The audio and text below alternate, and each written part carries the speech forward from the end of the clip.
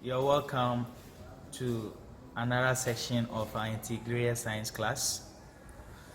In our previous class, we started looking at electricity. We defined what electricity is as the rate of flow of electric charges from one point of a conductor to another. We also looked at electric current, and we said electric current is the rate of flow of electric charges per unit time. And from the definition, we said that current I is equal to Q over T. And then we also went on to look at the types of current as direct current and then alternating current. And we said that direct current is the type of current produced when electric charges flows continuously in one direction. And the alternating current is the current produced when electric charges flows continuously in both the forward and backward directions. We also talked about the differences between alternating current and direct current. We also talked about the fact that alternating current is often used more as compared to direct current because alternating current is easily generated, and then the voltage of alternating current can also be easily changed. I also talked about the fact that alternating current can easily be converted into direct current. And then we spoke about rectification. We said the process where alternating current is converted into direct current. And we said that the device used in the conversion of alternating current to direct current is a rectifier. And we gave a diode as an example of a rectifier. And we concluded the session by looking at electric conductors, insulators, and semiconductors. Today we're going to continue by looking at electric circuit. Electric circuit.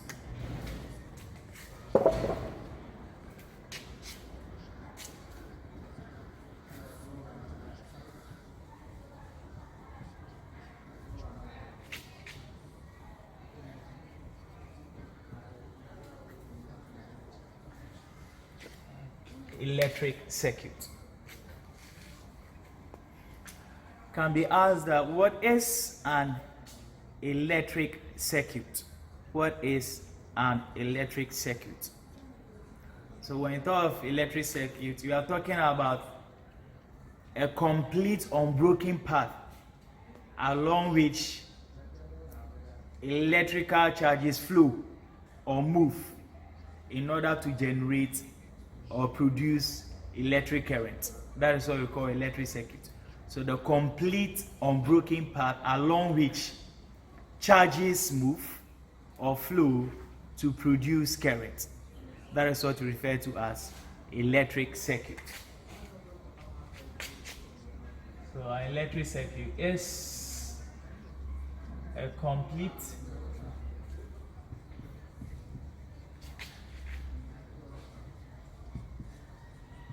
unbroken path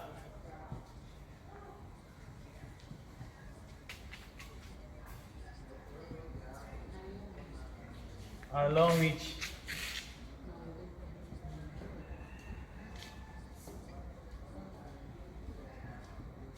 electric charges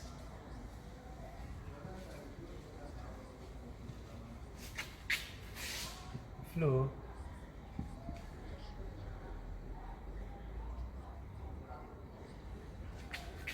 to produce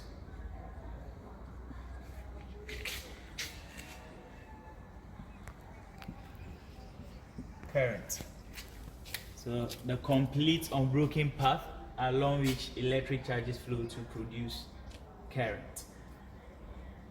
we're going to look at some components of electric circuits and their symbols. So components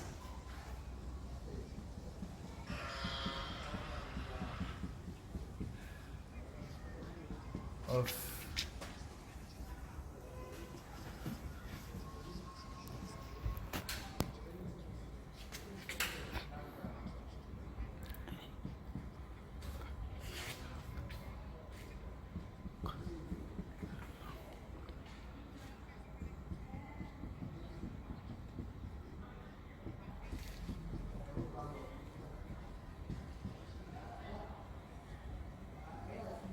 components of electric circuits and their symbols.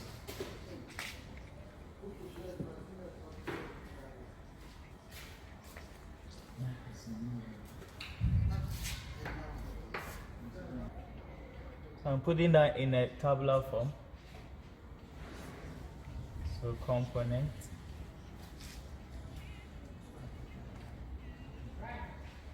then symbol.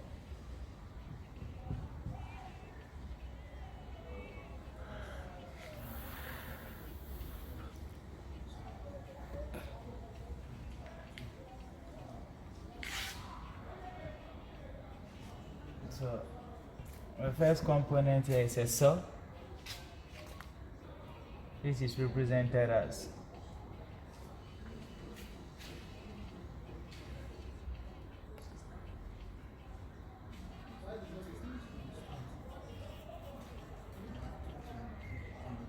so that is a symbol of a cell. Symbol of a cell.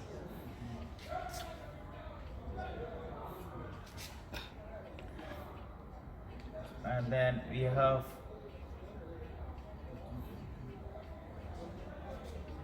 battery.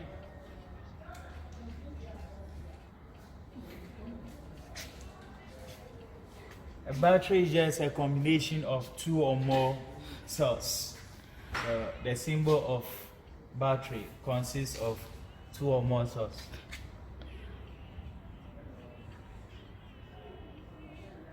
So this one cell, this another one.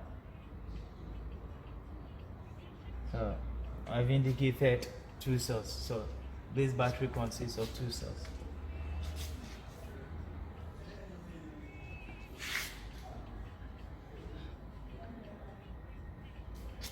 We have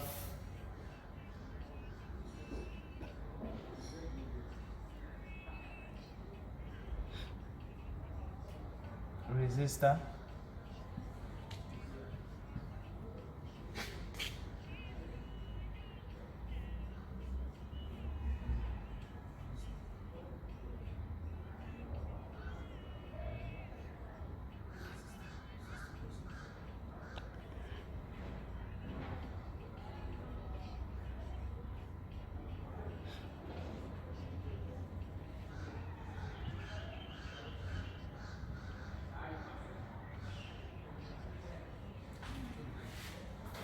So a resistor can either be represented this way or that way.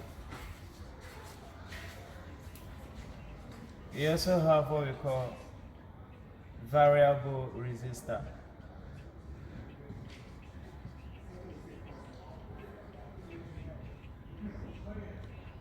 Which is also known as rheostat.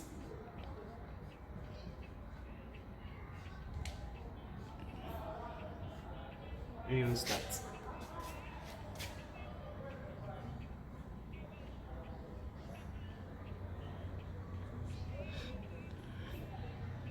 The symbol is similar to that of a resistor, a normal resistor, what we call fixed resistor. But then here you have an arrow crossing it. Go this way. Or you can also have it this way.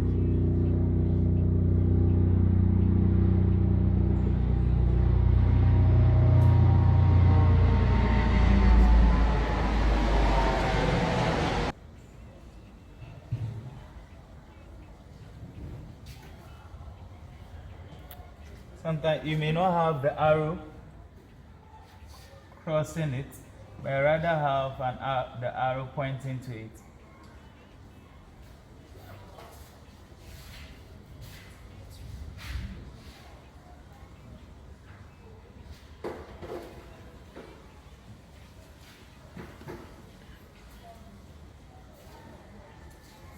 So this is the diagram for a rheostat. So the arrow can either be pointing from down, or it can also be drawn pointing from up, or it can cross it totally. So that is for a rheostat. A rheostat.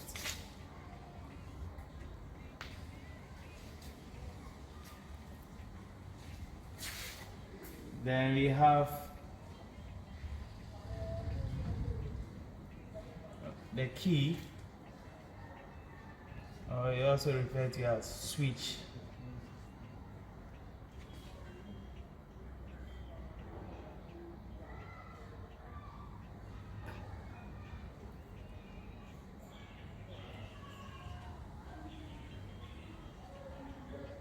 Okay, so the key or switch is indicated this way.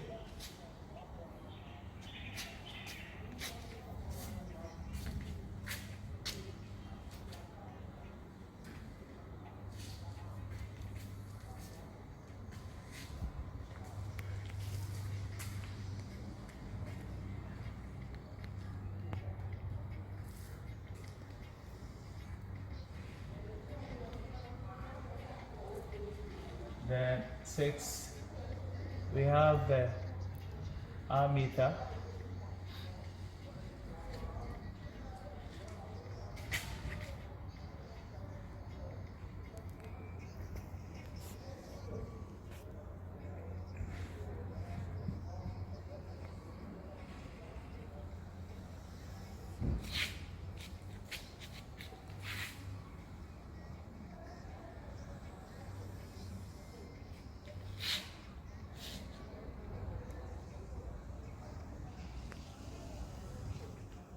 Seven, we have what we call galvanometer.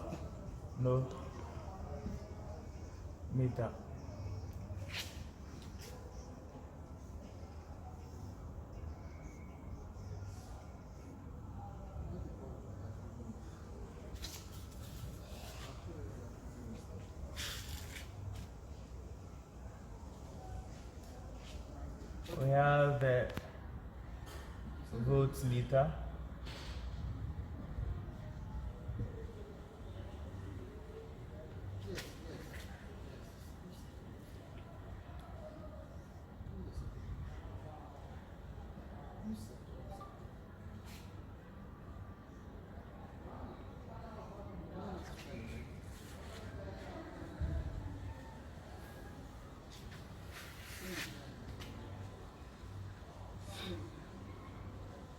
Nine.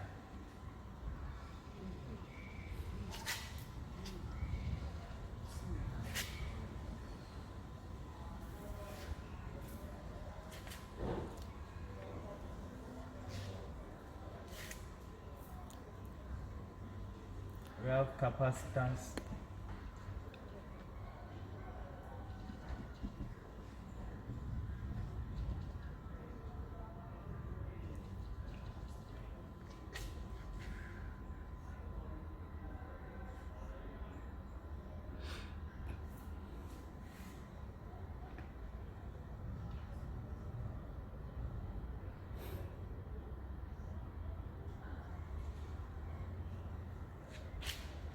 If you look at the symbol of the capacitance and that of cell, it's a slight difference. If you look at the cell, so both have two terminals, 1, 2, 1, 2.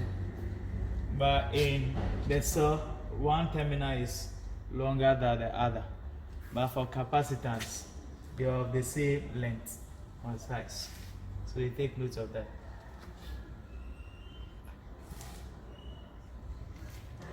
We also have what we call fuse.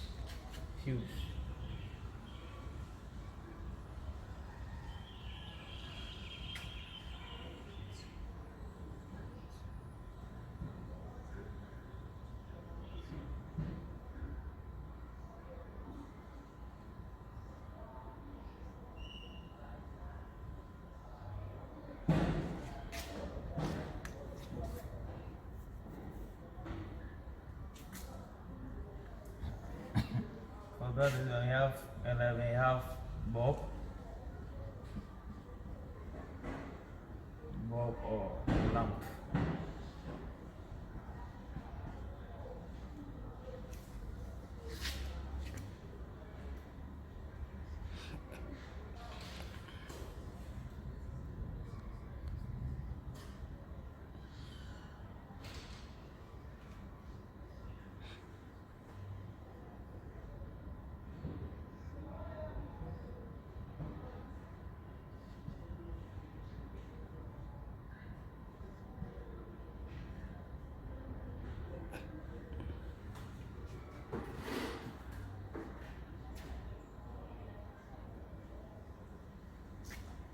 Okay, so a bulb or lamp can either be represented this way or that way.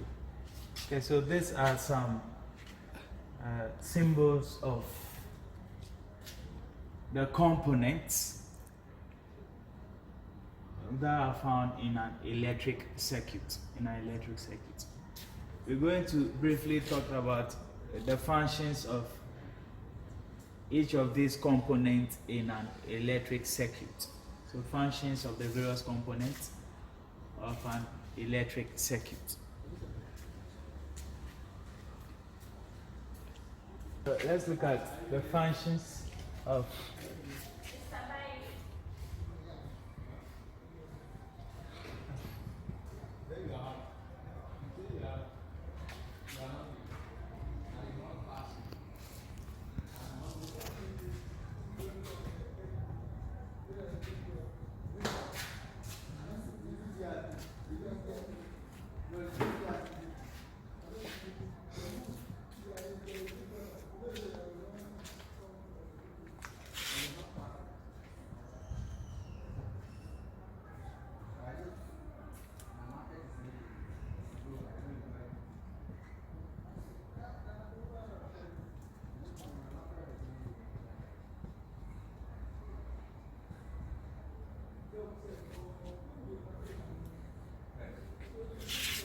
okay, so let's look at what the function of the cell.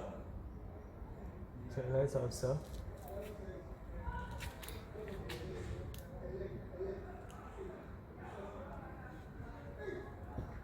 Cell and battery, they play the same role.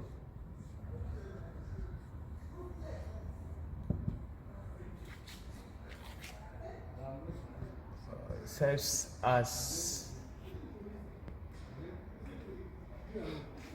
serves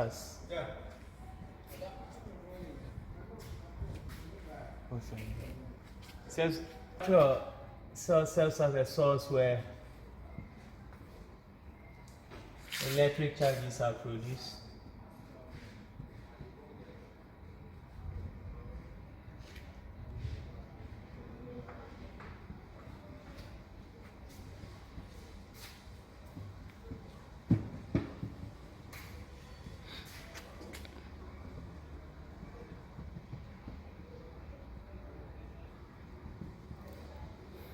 So the battery or the cell is where electric charges are produced in a circuit. So that is a function or role of a cell. Now it's important you take note of this. If you take a cell has two terminals. A cell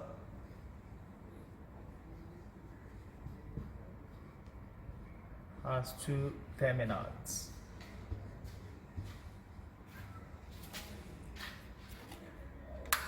That is positive and negative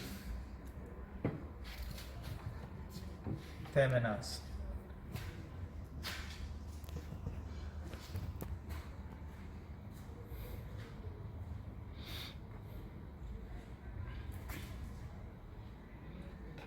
So if you take a cell, for instance, from the symbol of a cell,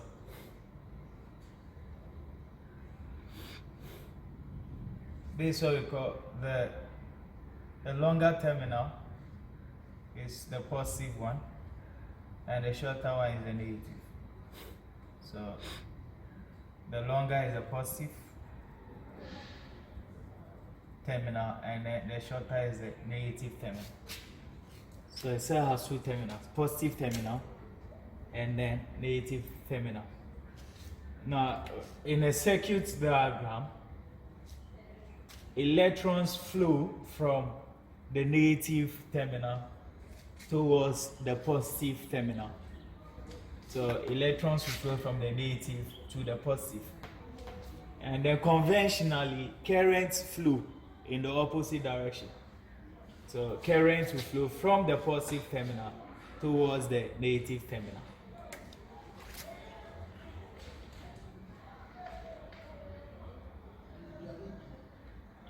So electrons flow from the negative terminal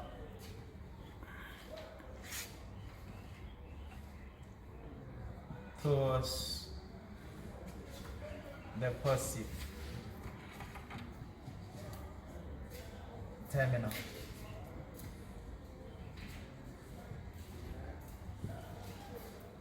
And then the current flows in the opposite. So current flows from the positive terminal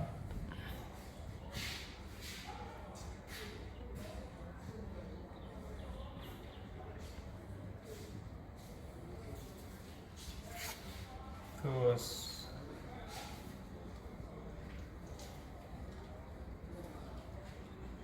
the negative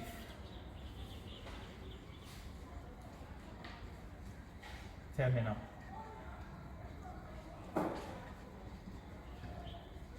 So if you draw a circuit diagram, you see that this is the negative terminal, so that will be the direction of flow of electrons, and the current will flow from the positive. So current will flow in this direction, and then the electrons flow in this direction.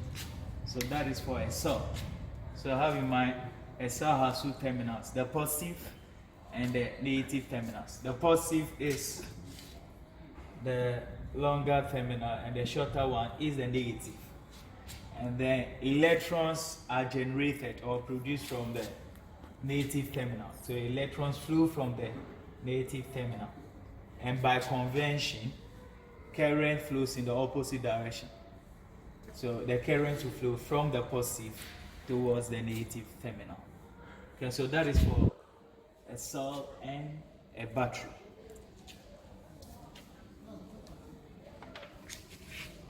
We're going to look at its resistor.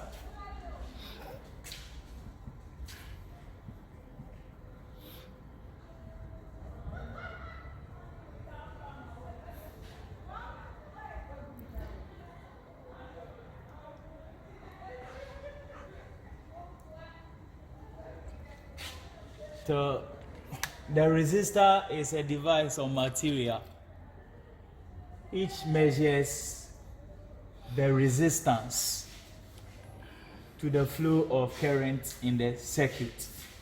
So there is a force which opposes the flow of current in a circuit.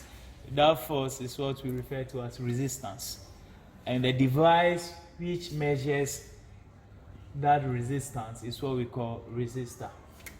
So it measures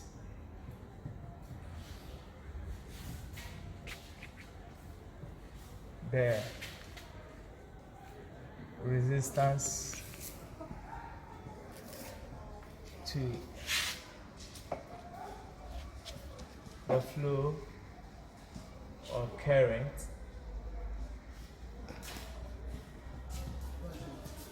in the circuit. So that is the resistor.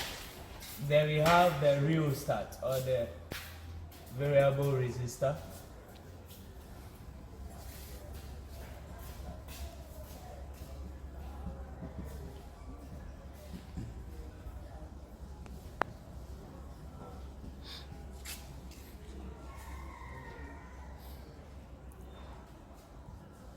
From the word variable, this resistor is used for varying. It's used for varying or changing the resistance in the circuit. So if you want to increase the resistance in the circuit, you make use of the rheostat. Or if you want to decrease the resistance in the circuit, you make use of the rheostat. The resistor, this is a fixed resistor, it just gives a specific value, but this can give different range of values. Okay, so that is the rheostat. So it is used for varying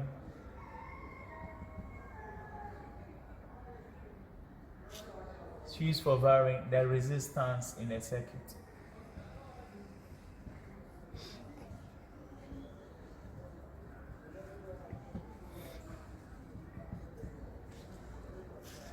So that is for a rheostat. The next one is key or switch.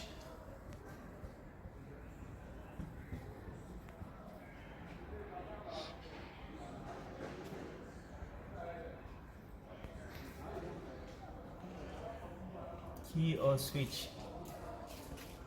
So from the word key, this is what is used for opening and closing the circuit. So it is used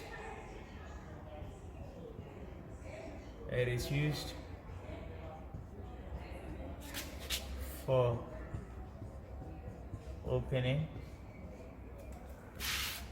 and closing the circuit.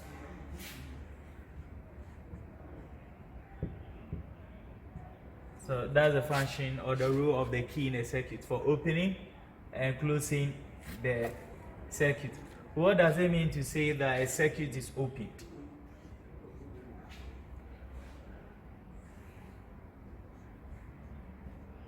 Now, when the key is opened, or we say the circuit is open, it means that current will not flow through the circuit.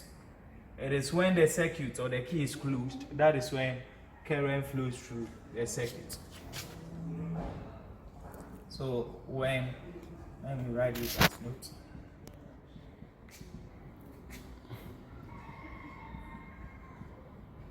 When the key is closed, current flows through the circuit. On the other hand, when the key is opened,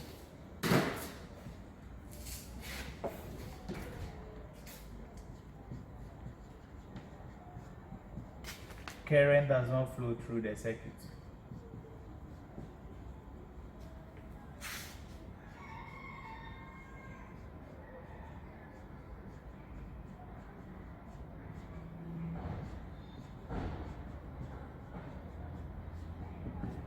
Okay, so that is the role of the key. It is for opening and closing the circuit. When the key is closed, we say that the circuit is closed. And for that matter, current flows through the circuit. But when the key is opened, or we say the circuit is opened, current does not flow through the circuit.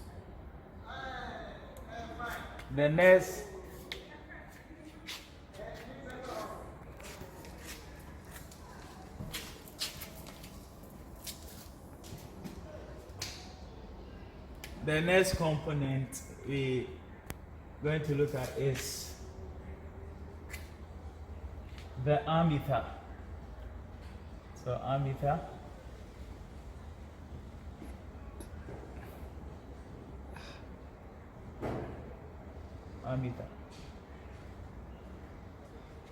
The ammeter is what is used to measure the current that is flowing through the circuit. If you remembered what we did in the previous session, we said that the unit of current is amperes. is amperes. So the ammeter is used for measuring the current flowing through the circuit. So it is used to measure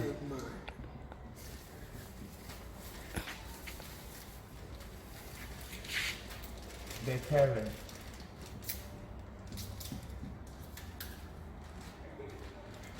flowing through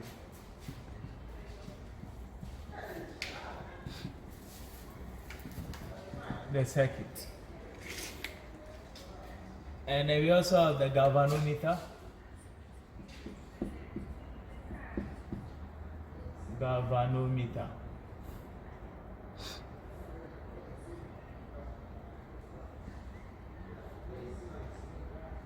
Now, the galvanometer plays a similar role to ammeter in the sense that it also measures current, but this is used for measuring very small amount of current. So you may have a case where current is flowing through the circuit, but if the current flowing through the circuit is very minute, very small, it may not be detected or recorded by the ammeter. But if a galvanometer is in the galvanometer will be able to detect the minute current that is flowing through the circuit. So that is the function of the galvanometer, for detecting and measuring of very small current. So it is used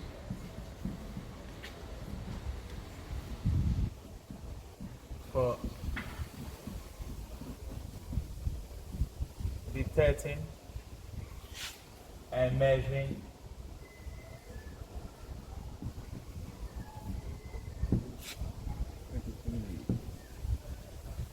very small current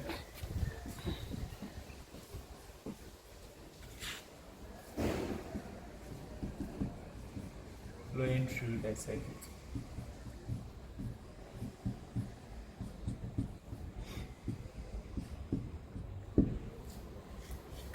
Then you have the voltmeter.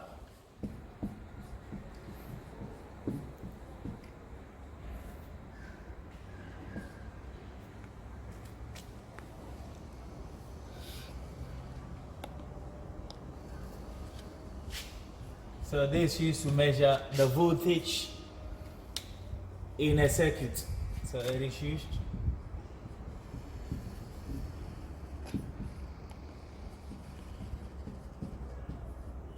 to measure the voltage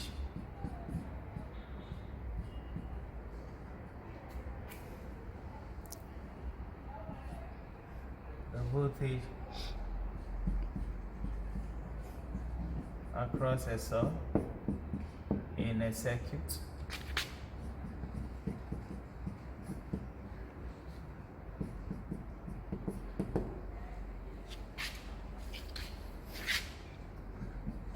Now, take note of this. We also have what we call potentiometer, which are the indicate potentiometer. You may come across this. So, the galvanometer, as I said, is used for detecting and measuring very small current. Potentiometer also plays a similar role to this. The voltmeter measures voltage, but if the voltage produced in a circuit is very small, that is detected and measured by the potentiometer. The potentiometer is used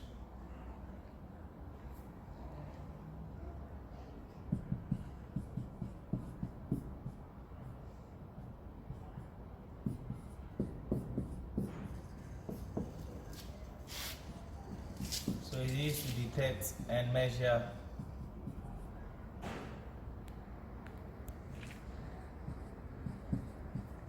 very small voltage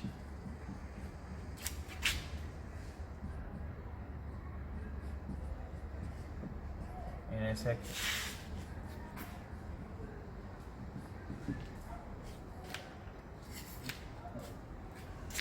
Okay, so that is for voltmeter. Let's also look at the function of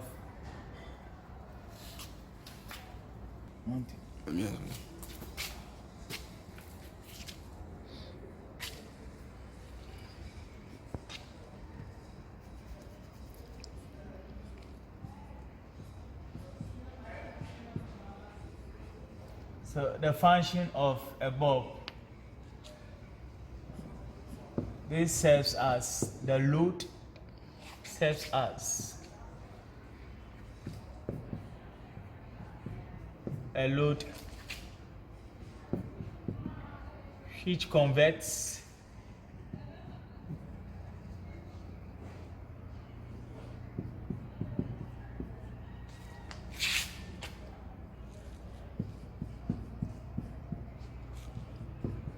electrical energy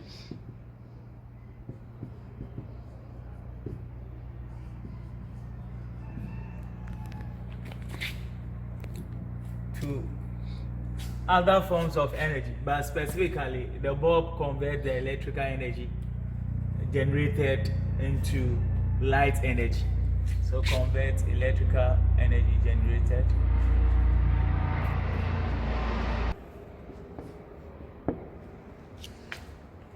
okay, so that is the function of the bulb. It serves as a load. We converts electrical energy generated into light energy. And we also have the capacitance.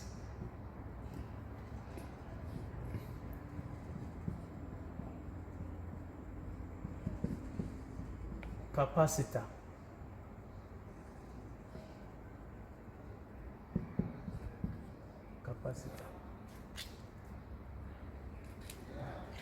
This is used for measuring capacitance in an electric circuit.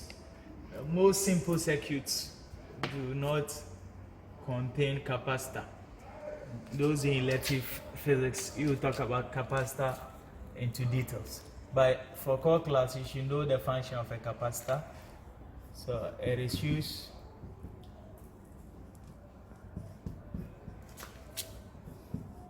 for measuring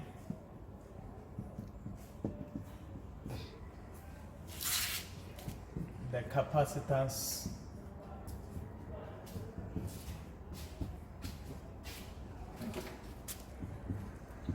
in a circuit.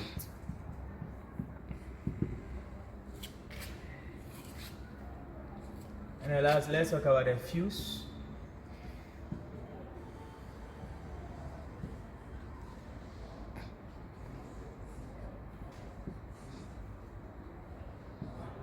Fuse.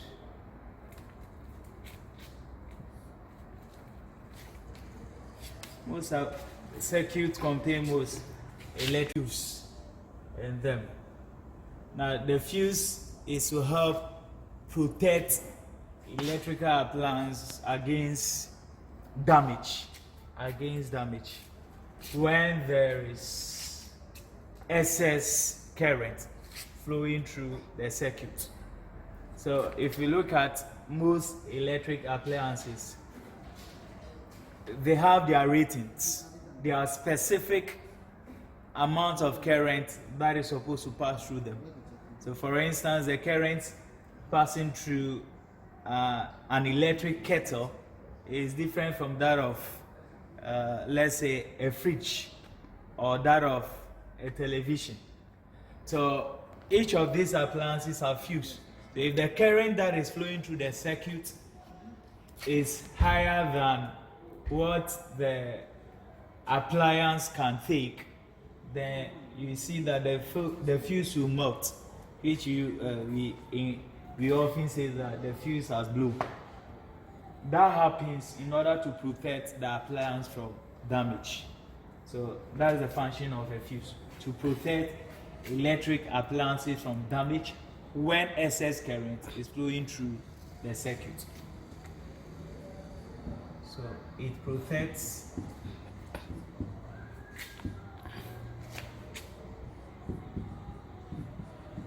electric appliances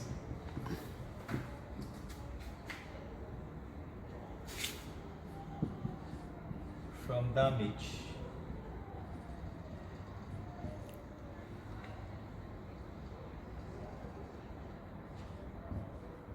When excess current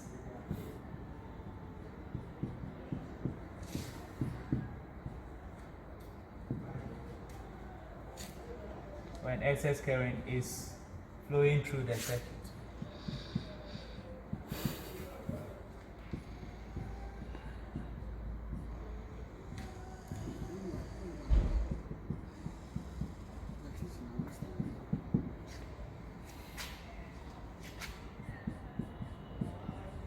Now, what is the mode of operation of a fuse? The fuse is actually made up of a small thin wire, a small thin metallic wire. So that when excess current is flowing through the circuit, the fuse becomes overheated and then it melts. In the process, there will be a break in the circuit, and so current will no longer flow in the circuit. So that is how the appliances become protected from damage.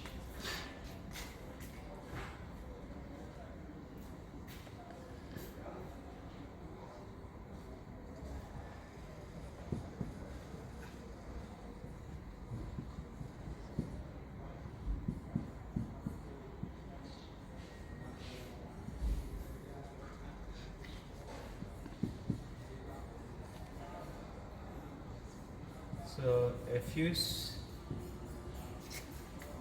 is made of a thin wire.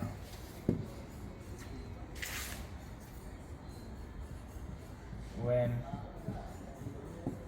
excess current is flowing through the circuit,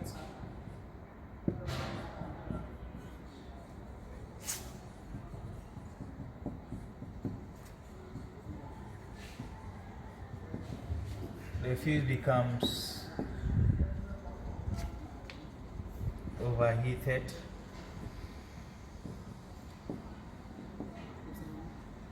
and melts.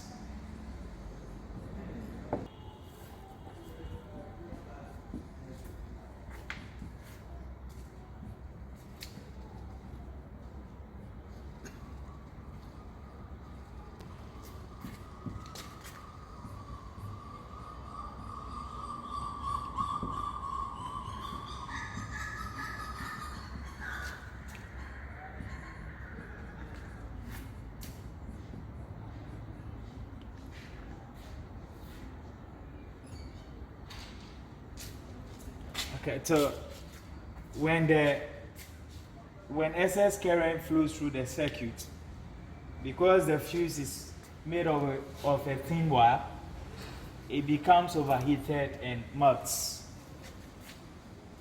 When the fuse melts, it leads to a breakage in the circuit. That means the circuit no longer becomes closed, it becomes open.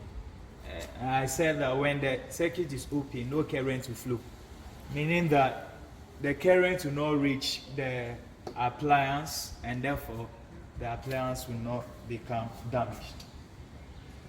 Okay, so this is, in brief, the role or the functions of the various components of a circuit.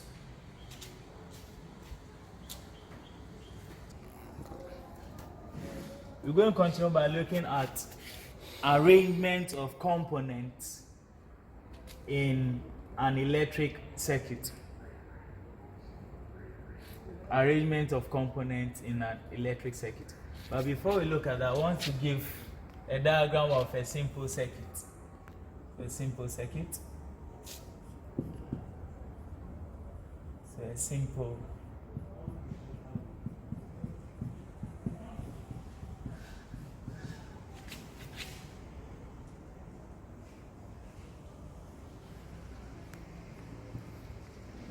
circuit diagram.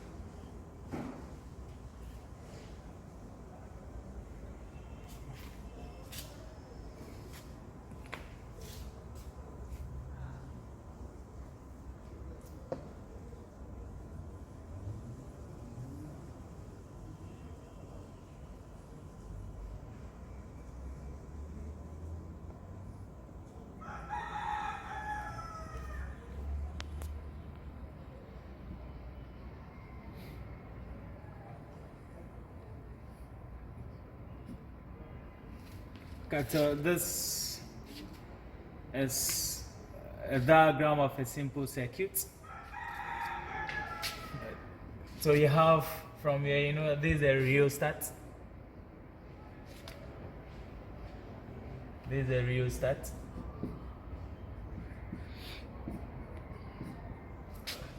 This is the key or switch. This is the ammeter.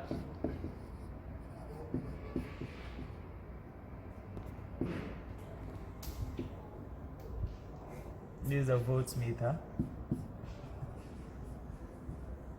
And this one is the resistor. And then we also have the cell.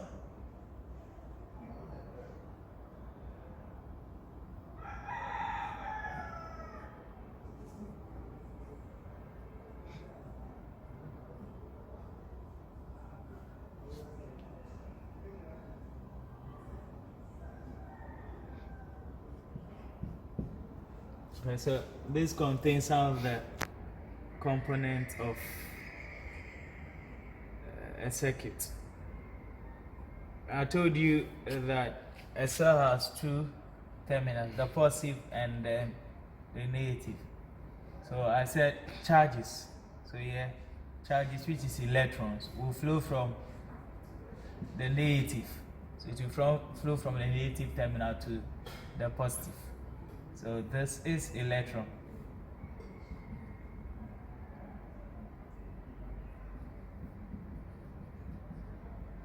So that's the direction of flow of electron. And then the current flows from the positive terminal towards the negative. So the current will flow in this direction.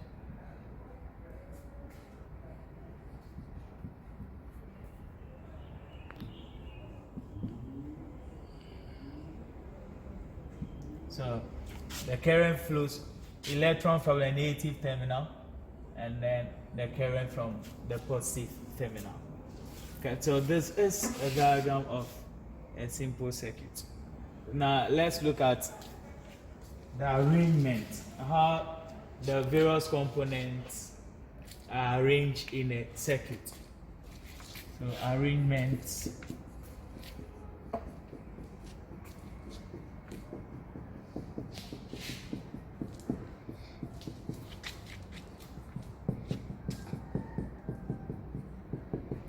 Arrangement of components of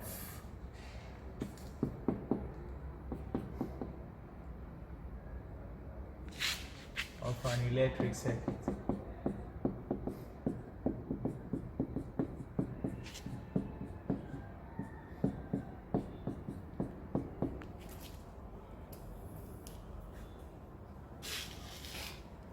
Now the components in a circuit are arranged or can be arranged in two ways.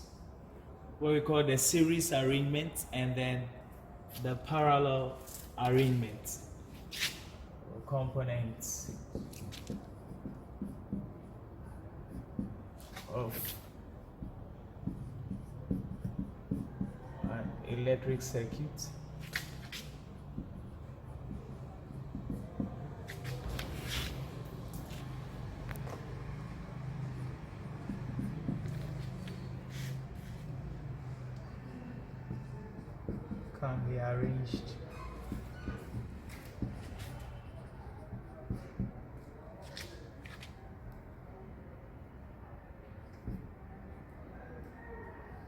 Can be arranged or connected in two ways.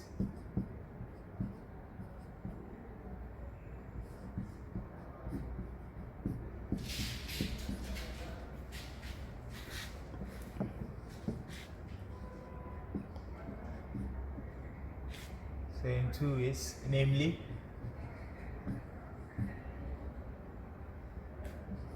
we have the series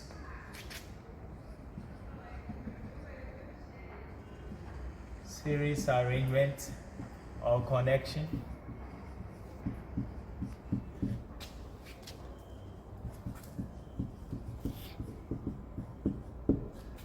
and then we also have the parallel arrangement or connection.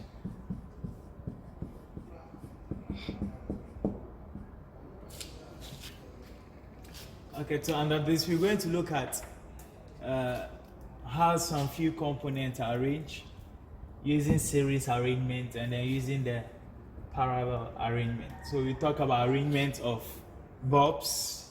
We also look at arrangement of cell, and then we conclude by looking at arrangement of resistors.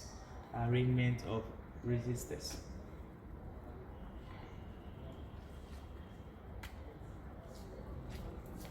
Let's look at arrangement of bulbs.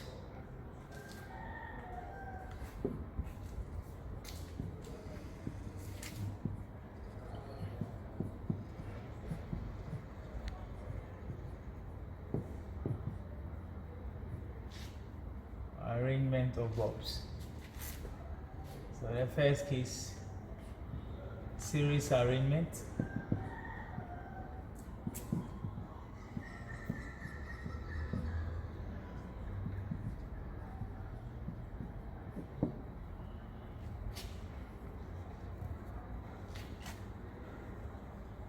So for series arrangement,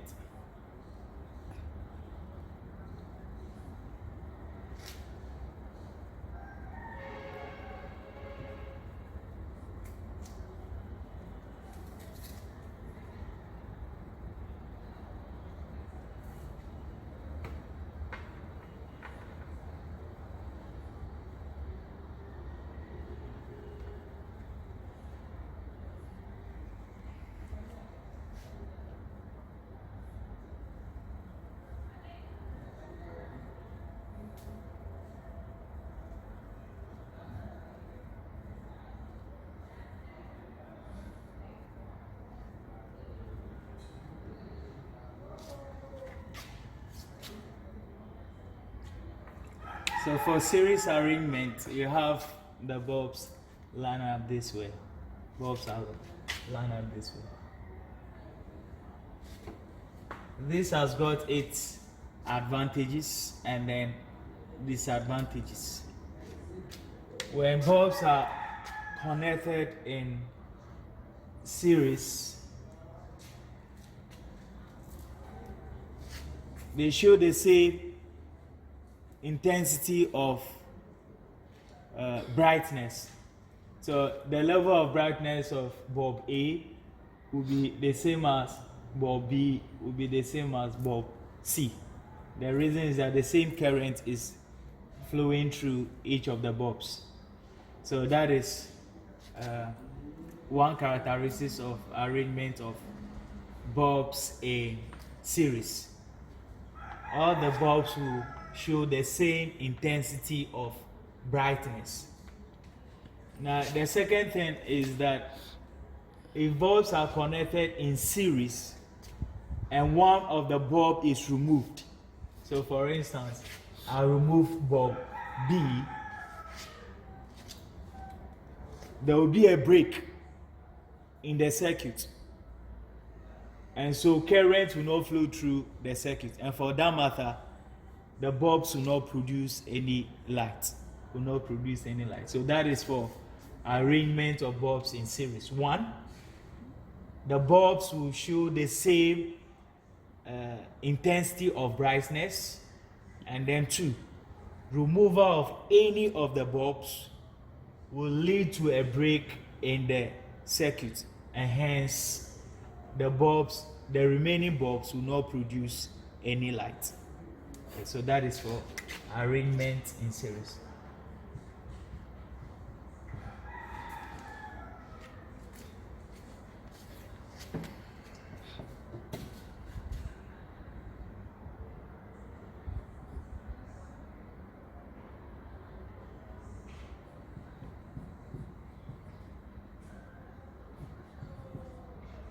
When bulbs are connected in series,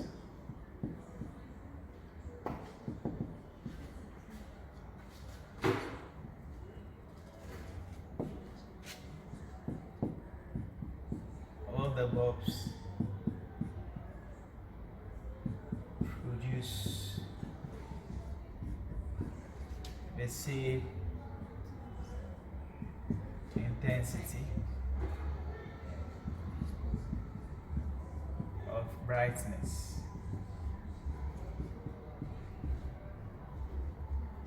The second thing is that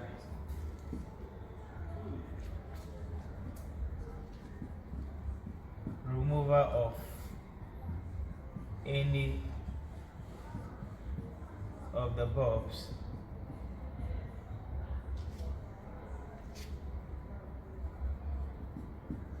will result in breakage in the circuit.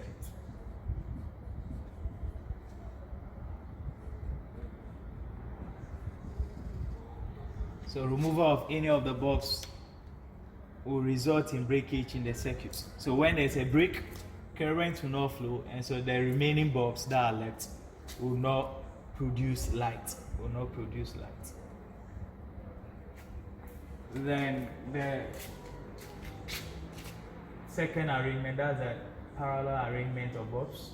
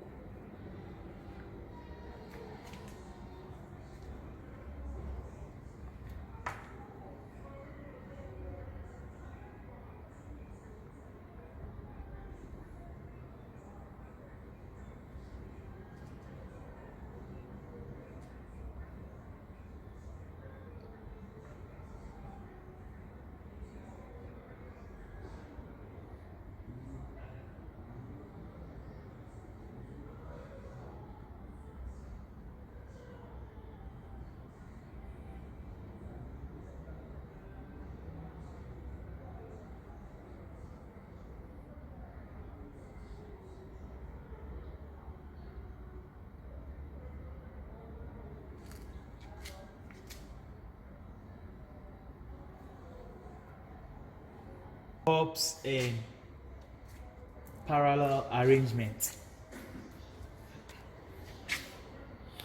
Now over here,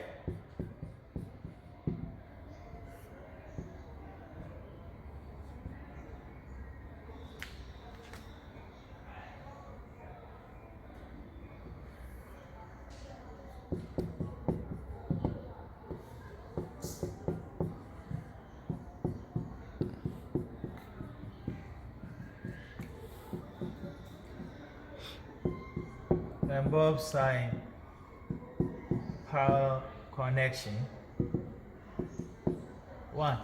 This one, the intensity of brightness produced by the bulbs is higher than the one here. Okay, so yeah.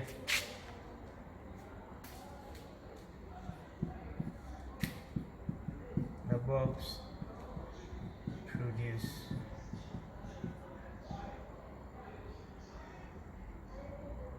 a higher intensity of brightness.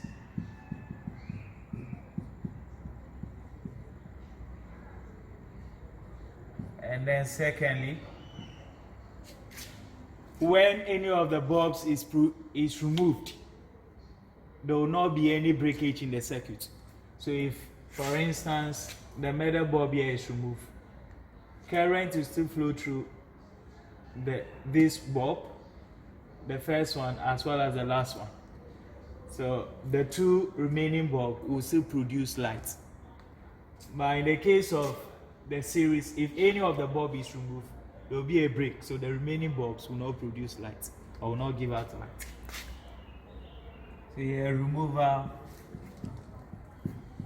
of any of the bulbs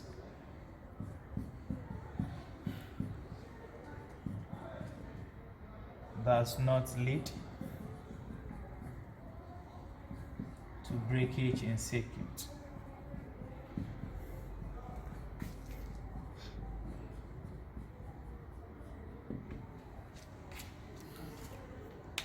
So that is for arrangement of bulbs in series and then in parallel.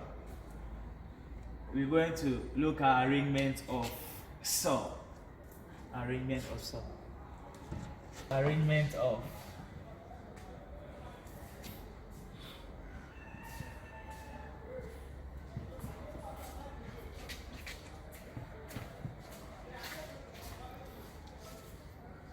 cells. So this one we have the series arrangement.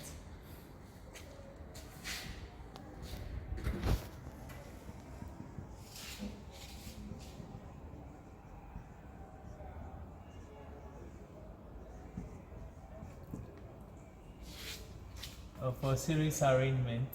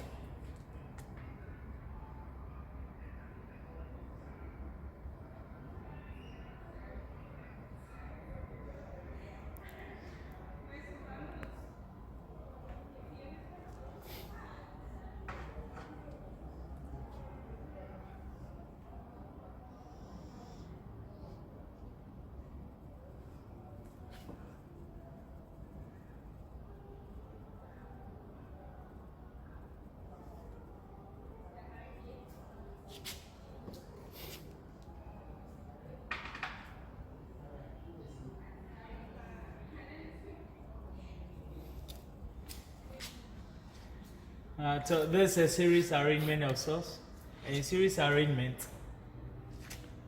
you have the positive terminal of one cell connected to the negative terminal. So cell 2 has the positive terminal connected to the negative terminal. Cell 3 also has the positive connected to the negative. So that is how cells are arranged in series. Now, so let's take it that the total current flowing here is in the circuit is IT, and then the current flowing through the first cell is I1, the one flowing through the second cell is I2, and then the one flowing through the third cell is I3.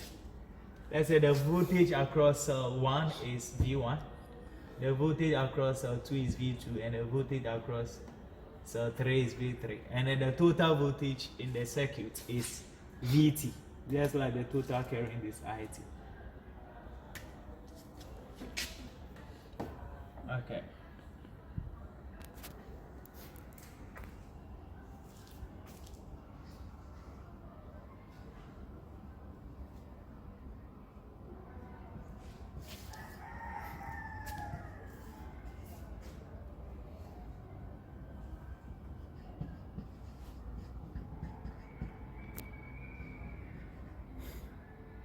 So in series connection, the positive terminal, series connection of source,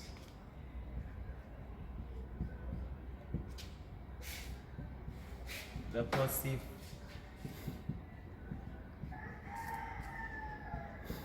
terminal of one cell is connected to the negative terminal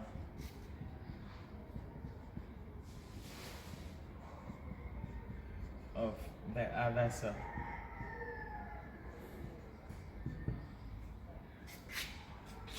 Now there are some keynotes here to know under series arrangement. under series arrangement, the same total current flows through the circuit. So the same total current flows through the circuit. So what it means is that the total current that is flowing through the circuit is the same, because the cells are in series, is the same current that is flowing through each of the cells. So the same current, that's the total current in the circuit, is the same current that flows through each cell.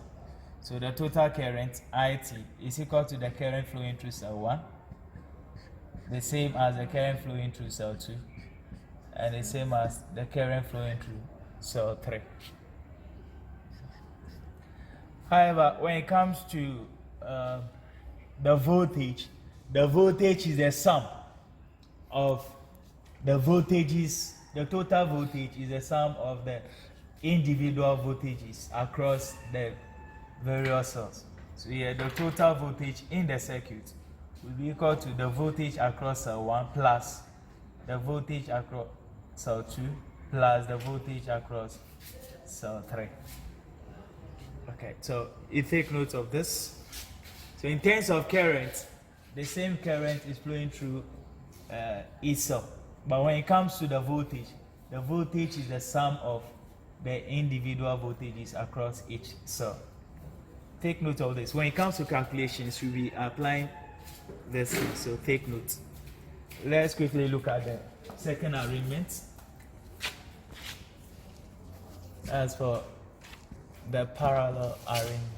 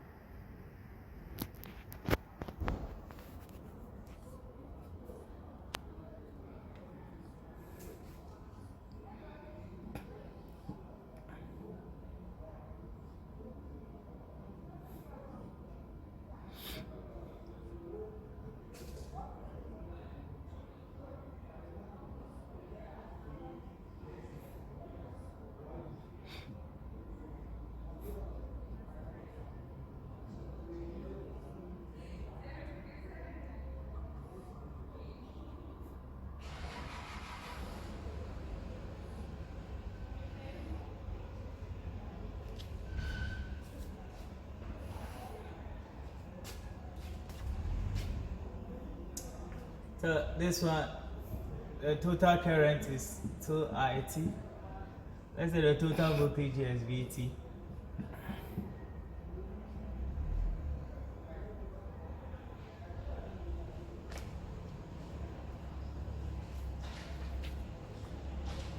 Now, when the total current flows here, it gets to this place. This place is actually a junction. When it gets here, it's a junction. So here, it is this total current that was split into 3. Some of the total current will pass through this route. One will also pass through this part and also through this part. So the one that is passing here, if this is cell 1, we are calling it, let's say, I1. The current flowing is I1. The one passing here is I2. And the one flowing here is I3. Let's say the respective voltages are V1. This one is V2. And then this one is V3.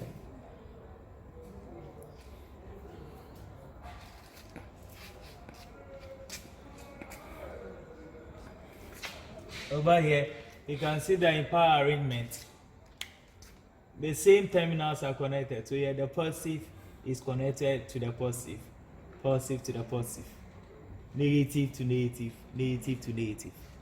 So here, in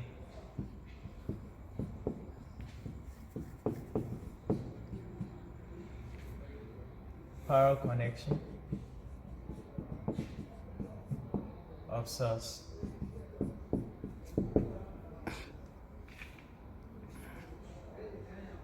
source. The positive terminal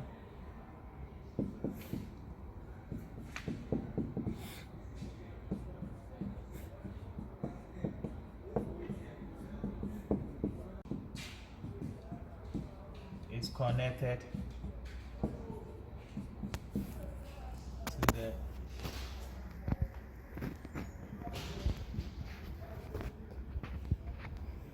positive terminal of the other cell.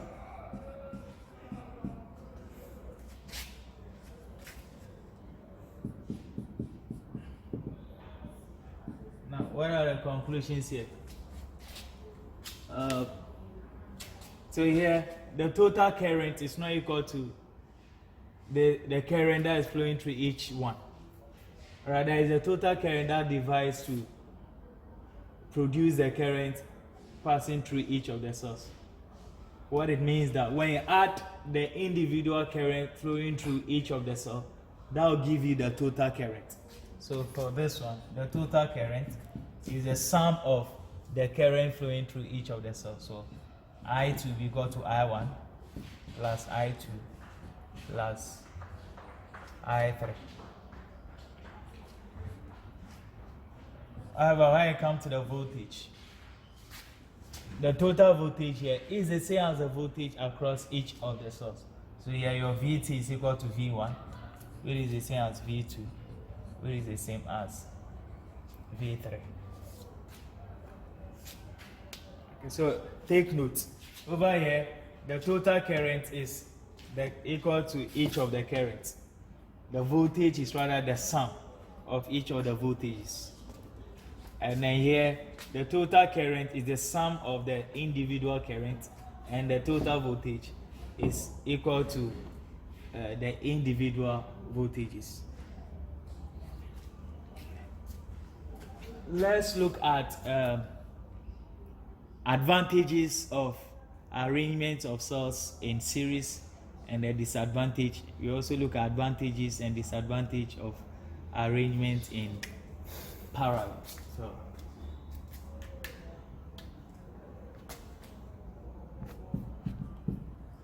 advantage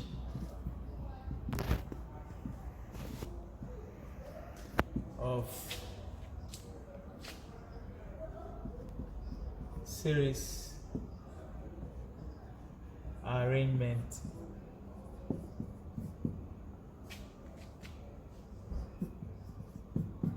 of cells.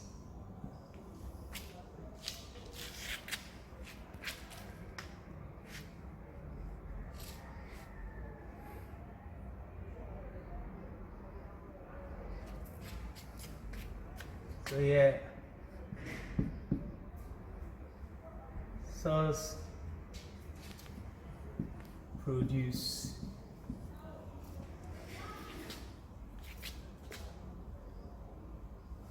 a high intensity of brightness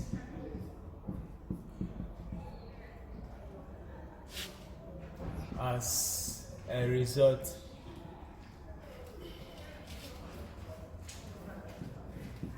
of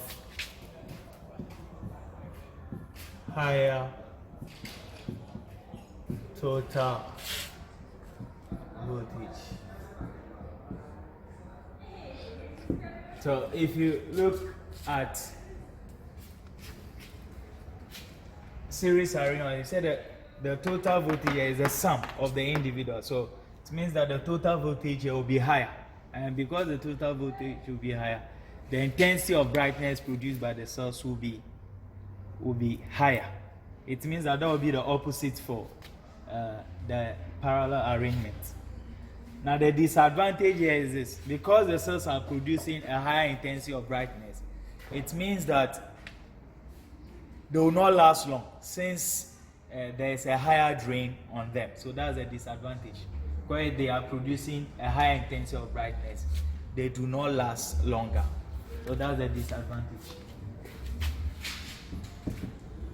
So disadvantage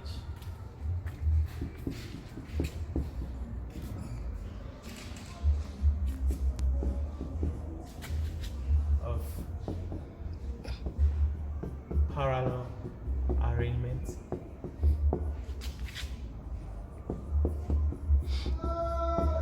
of cells. Yeah, cells do not last longer because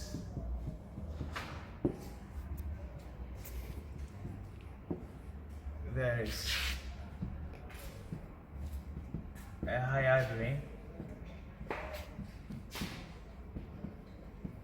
on them. Let's also talk about advantage of parallel arrangement.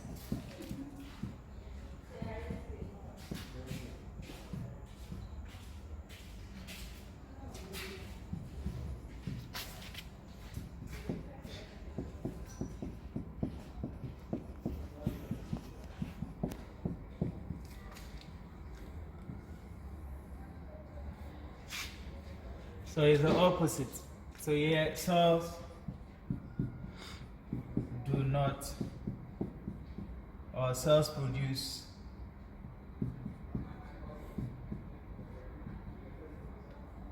less intensity of brightness.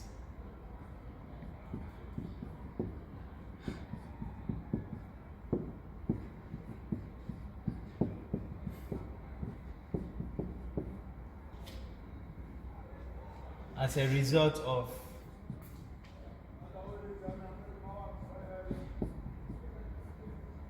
lower total voltage.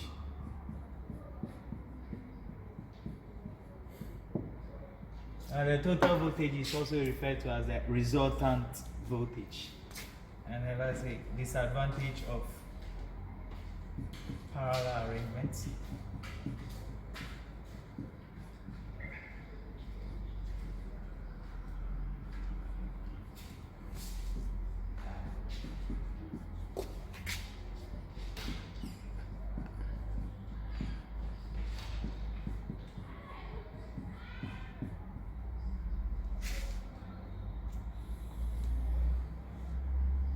So because the cells produce less intensity of brightness, they will last longer.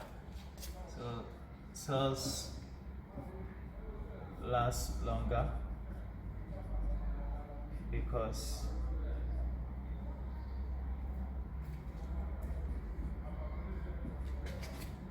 there is less drain on them.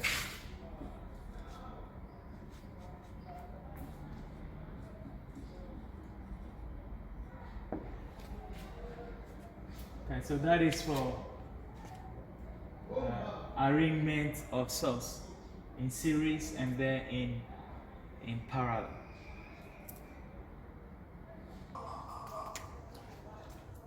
Okay, so the last arrangement we're going to look at is arrangement of resistors. So for a series arrangement,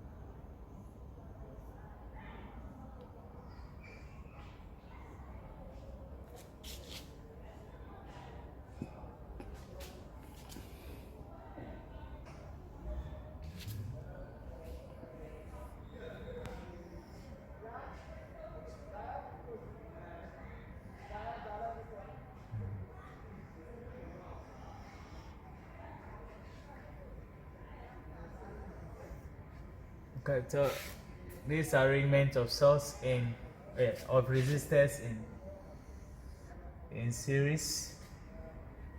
The total current here is that, let's say the total voltage here is also VT.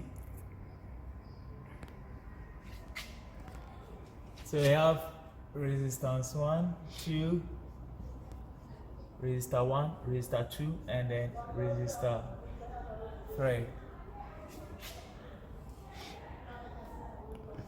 And let's say the current flow in this is I1, this I2, this I3. And then the voltage across this one is V1, this V2, this also V3.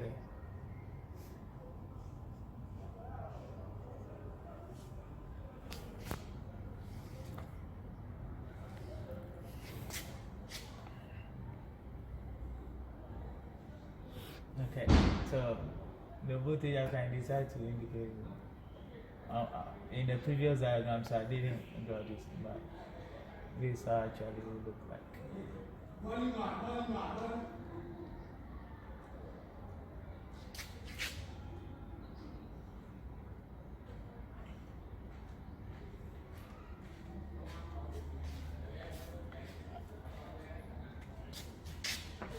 Over here, just like source in series, the total current is the same as the current flowing through each of the resistors. So here, your total current is the same as I1, is the same as I2, is the same as I3. Similarly, for cell, when we were talking about voltage for cells in series, we said that the total voltage is the sum of the individual voltages. So here the total voltage here is equal to the sum of V1, V2, and V3. So Vt is equal to V1 plus V2 plus V3.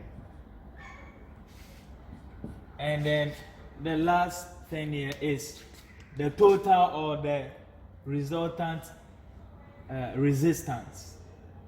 So if the resistance for the first resistor is R1, this R2, this 3, the total or the resultant resistance, that is RT, is calculated as, so it's calculated as the sum of the individual resistances.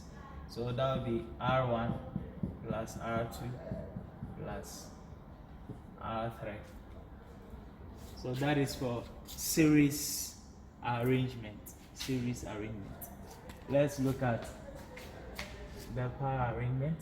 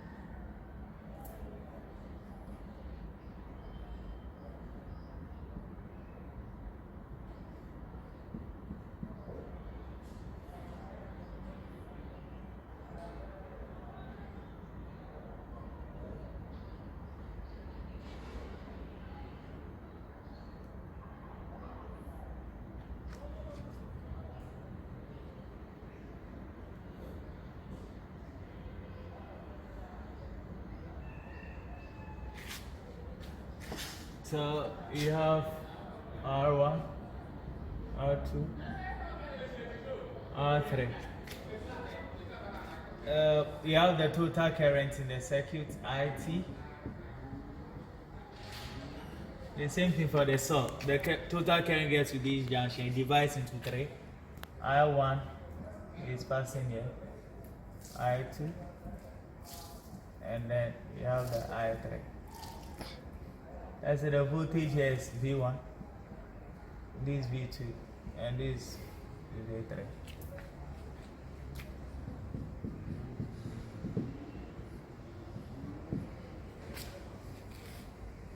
So the total current here will be equal to the sum of the individual current passing through the various resistors. So to be I1 plus I2 plus I3. When it comes to the total voltage, just like for cells in power arrangement, the total voltage is the voltage, is the same as the voltage across each of the resistors. So your VT is equal to V1, it's equal to V2, it's equal to V3. And then when it comes to determining the total resistance in the circuit, that one is determined using the relationship 1 over the total resistance should be equal to 1 over R1, should be equal to 1 over R plus 1 over R2 plus 1 over R3. So for resistors in parallel, the reciprocal of the total resistance is equal to the sum of the reciprocal of each of the individual resistances of each resistor. So this is a summary of what happens for power arrangement, and then we've also looked at what happens for series arrangement. Let's look at the advantages and the disadvantages. So advantage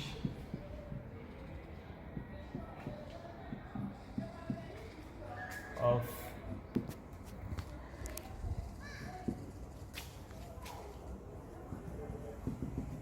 series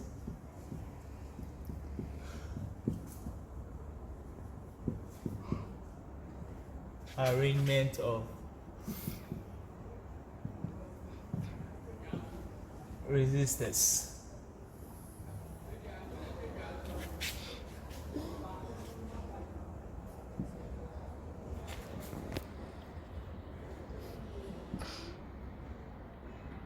Yeah, the same maximum power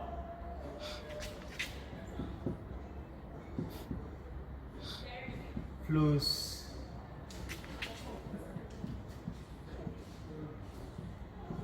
through each resistor. So they say each resistor. So that's the advantage. The same maximum power flows through each resistor. Now the disadvantage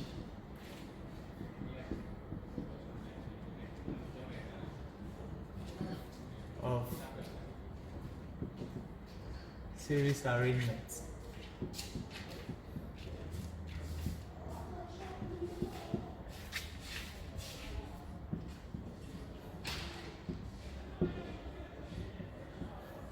Of resistors.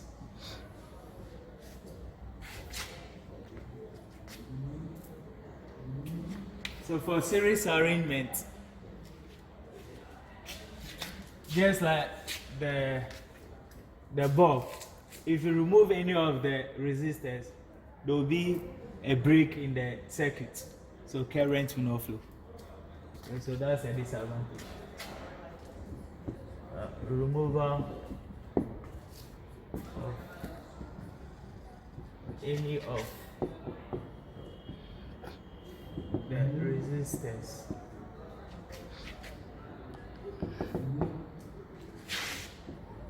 results in breakage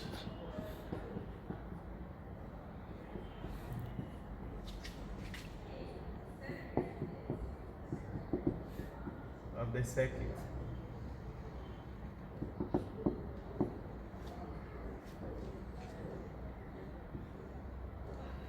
So removal of any of the resistors will result in breakage of the circuit, and hence current will not flow.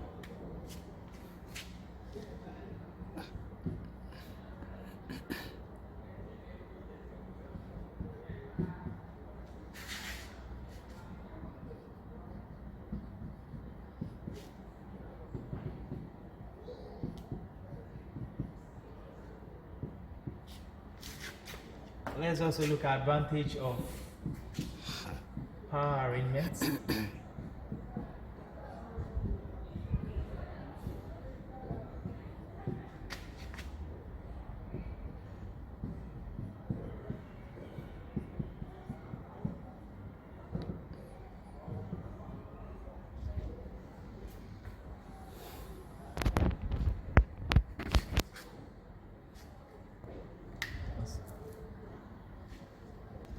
So the disadvantage of the series becomes the advantage of the power arrangement, just like what happened for the cells. So here, if you remove for power arrangement, if any of the bulb is removed, current will still flow. So removal of any of the bulbs.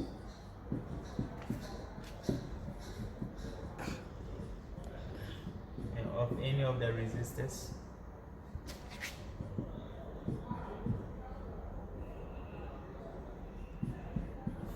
Does not result in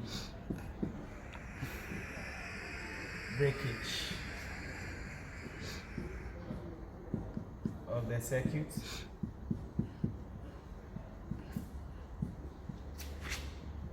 and hence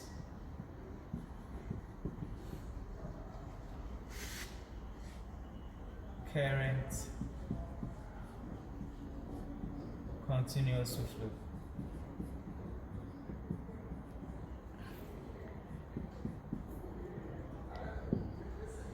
And a disadvantage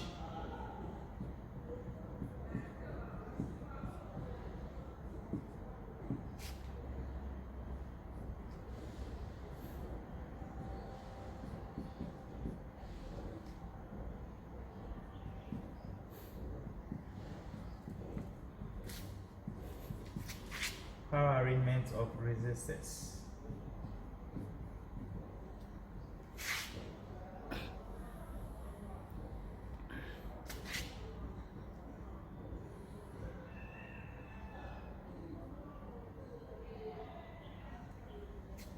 Now the power, the power passing here is maximum. It's because of for series arrangement, the total voltage generator is higher than in power arrangement. So the power that will be produced will also be higher. But yeah, because the voltage, total voltage is smaller, the power generated will be smaller. Later on we will talk about electric power, and then we look at the relation between power and the voltage. So here, the power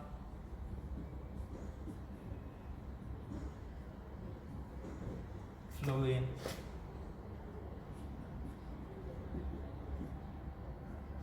through each resistor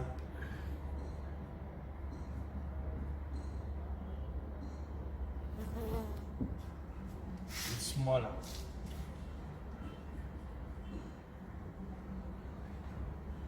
It's smaller than those in series.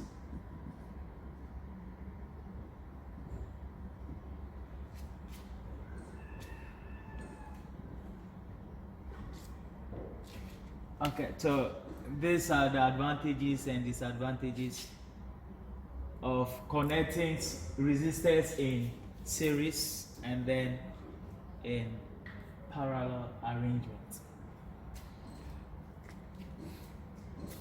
Now to end today's section, I'm going to give you an assignment. If you look at the connection of most electrical gadgets or appliances at home, the connection is in parallel connection. So your assignment is you are going to give me the reasons why appliances, the connection of appliances at home is mostly a parallel connection. So that's your assignment.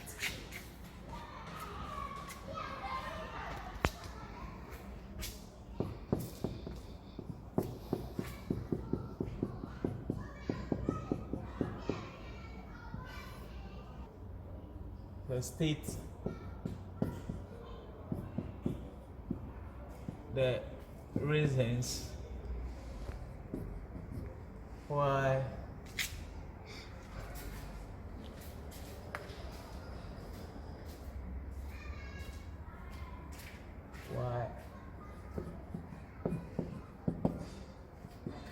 electric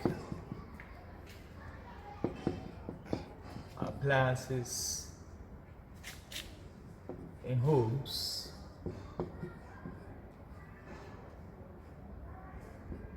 are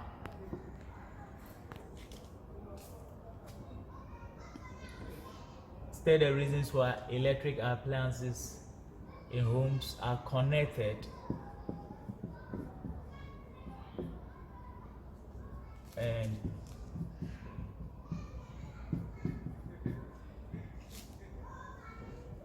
in parallel.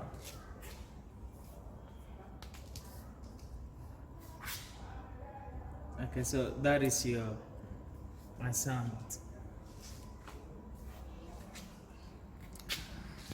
On this note, today's class is amicably adjourned. In our next class, we're going to continue by looking at some important definitions. We also look at Ohm's law, and that will usher us into calculations. Until we meet again, take care and have a lovely day. Bye.